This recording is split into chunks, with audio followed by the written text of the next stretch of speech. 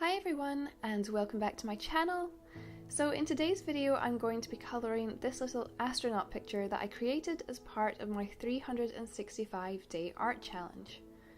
I've previously spoken about this in some of my other videos, but just for anybody that hasn't seen those and doesn't know what I'm talking about, in October of last year I did Inktober for the first time. I really enjoyed the challenge of drawing something every day and decided that I wanted to set myself a longer challenge. After thinking about it for a while, I decided to do a 365-day art challenge and draw something every day throughout the year of 2018.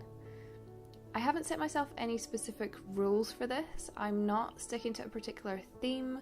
I'm not using a particular kind of art materials, other than in October when I'm planning to do Inktober again.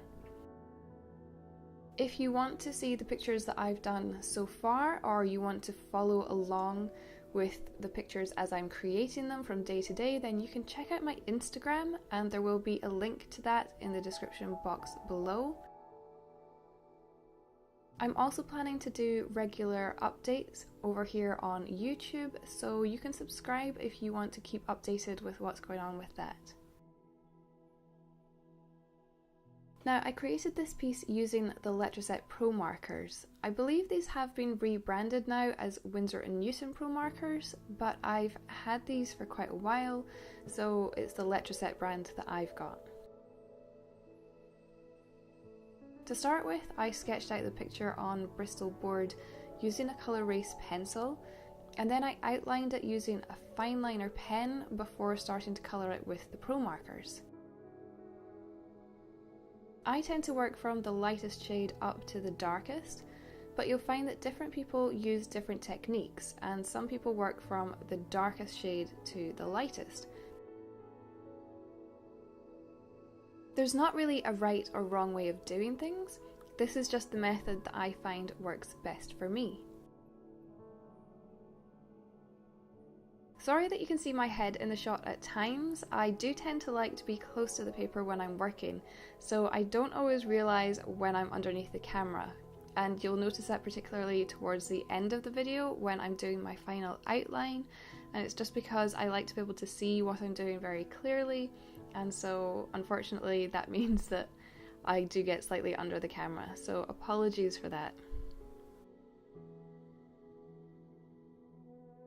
So far I've been using either markers or watercolours for my pictures. I've had these Pro markers for quite a few years now, as I said before, but I've not really used them a huge amount. Recently I added a few Copics, and I like the brush tip that you get with the Copic sketch markers.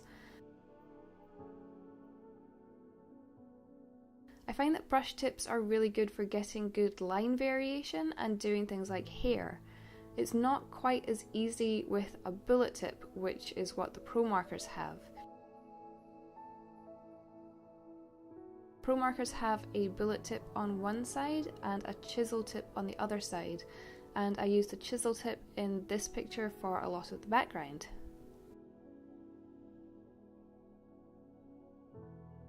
One thing I found is that I thought I was going to be spending round about 1 to 2 hours per day on my pictures, but it's actually been anywhere from 2 to 4 hours from the time that I sit down to do my first sketch to the time that I put away my supplies at the end of the picture. So it might be that I need to do simpler pictures, I might need to use different techniques or use different supplies. I might actually just get faster the more that I do this. In Inktober I spent around 1 to 1.5 hours per picture, and that was working in black and white, and these are all full colour pictures. But I do need to get faster because I don't really want to be spending 2 to 4 hours per day working on these. I've really been enjoying using these markers to colour with. I find that they give a nice bold clean colour and give you very bright images.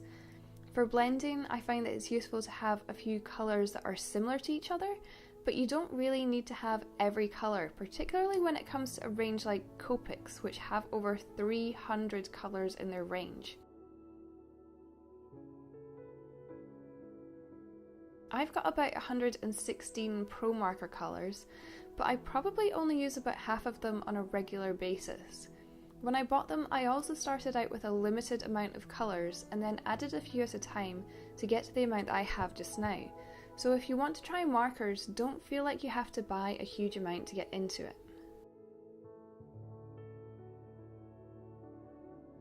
For the white details in this picture, I used a white Posca pen.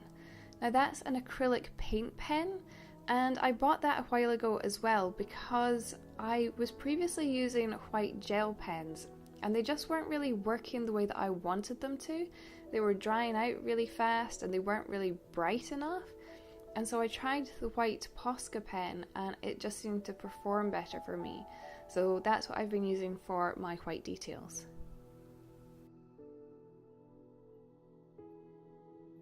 Then to finish it off, I outlined it with a Pitt Artist brush pen in black, just to make the image stand out a bit more and make the astronaut a little bit more bold in the image.